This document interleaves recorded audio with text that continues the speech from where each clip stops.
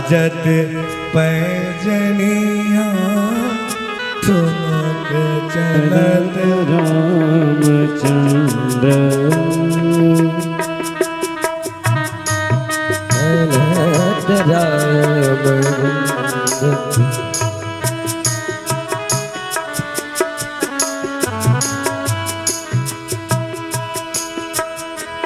बाजत पैजनिया ठुमक चलत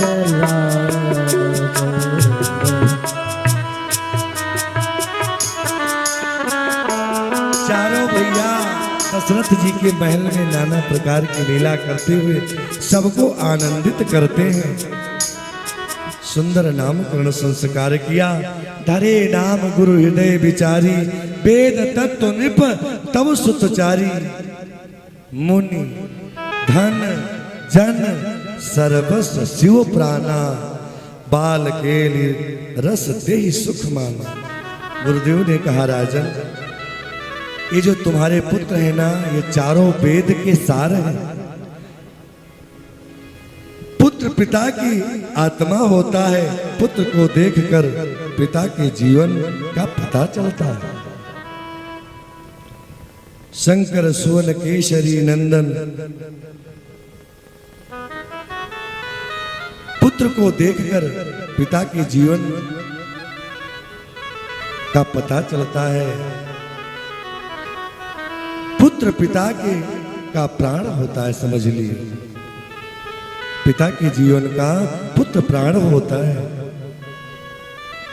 और जो पुत्र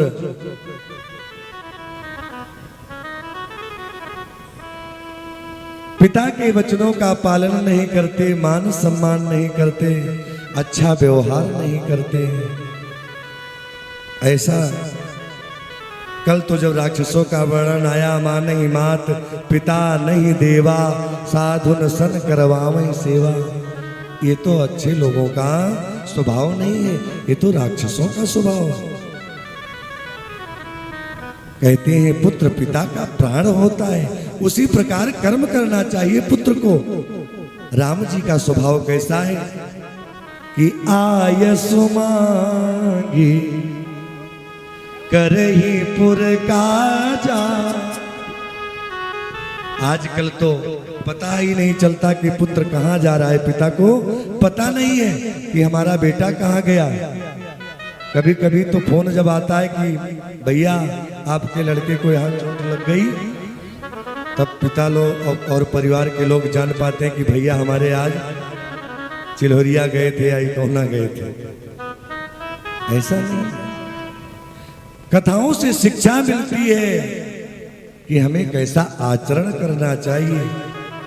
ये राम जी की कथा है ना, ये जीवन जीने की कुंजी है, इससे शिक्षा लेना चाहिए।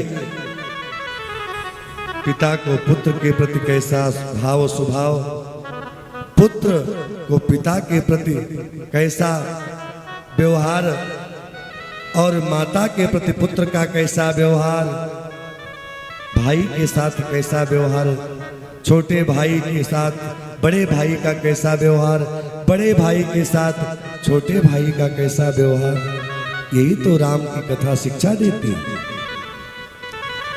आज राम जी जब थोड़े से बड़े हुए हैं तो अपने मन से कहीं नहीं जाते हैं, बिना बताए बिना आज्ञा लिए।